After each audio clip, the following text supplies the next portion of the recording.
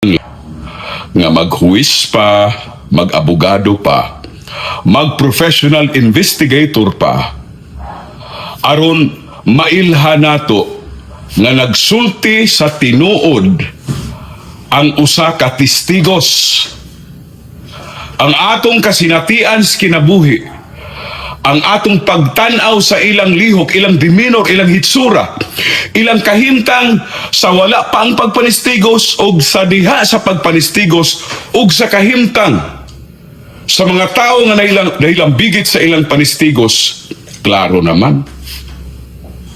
Ako sayano na akong pagtimbang-timbang, why na isyu sa akong pagkabugado. I tell you, kining 18 ka mga Marines o kining 14 midugang kagahapon sa press con nagsulti sa tinuod. Why? Because gisulti nila ang tanang detalye, corroborated by proofs, ang nahilambigit sa ilang pagpanistigos.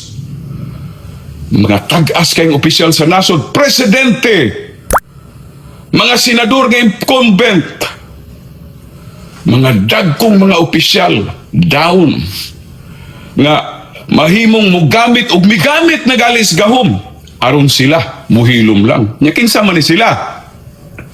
Mga yano taon, ex-marines, wala klarong trabaho. Grabe ang risgo, grabing kakuyaw ilang giatubang ani. Grabing kakuyaw sa ilang banay pero naa sila. Muta na tangan mibarug man na. Tingali kung naa na mga sipyat in matters of detail. Kaya di man perfect ng memory sa tao. Apan substantially and generally nagsulti sa tinuod base sa akong paniig.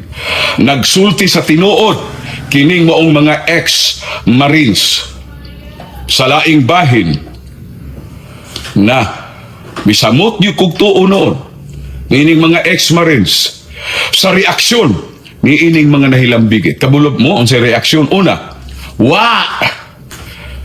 denial. Simple denial. Kabulob mo ng denial. Sa balaod sa ebidensya, denial is the weakest defense. Sayon ra kay ping kaysa may kriminal mo angkon. And worse, ang ilang mga aksyon aron pagtabon,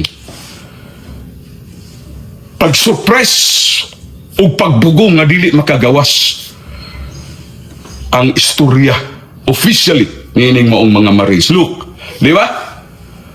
Take over nila para di lang mapadayon ang Blue Ribbon Committee session aron paminawon ang mga Marines. Tanawan, katibulaag na noon ni ron.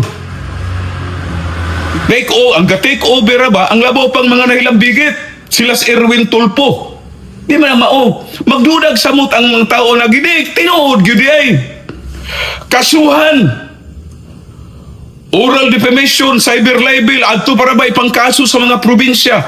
Aron sa ingon ni Ana, mahadlok yung samot, kining mga nanistigos. Yan nagpadayon man nagpanistigos, be. Kaysa may tuhuan, anak. Di yun na mao. Kung gusto mo nga mapakita nga inosente mo, undangan na inyong gihimo ba? Kanang kaso-kaso, no. Kanang denial, no. Musamot pagtuo ang mga tao, anak. Ang angay himuon, tuguti nga makapanistigos kining maong mga ex-marines. Blue Ribbon Committee, ipadayon. Aron makita yung tinuod na bitaw mo diha. Pwede mo ka-interpolate.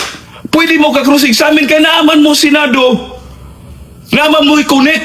Giharian naman ninyong Senado. Karong gali, mag-special session, inyo naman na tanan. Sumauna, I tell you again, nagsulti sa tinuod kining mga ex-marines. Mauna ang akong kaugalingon, personal o objective nga paniid niining maong issue.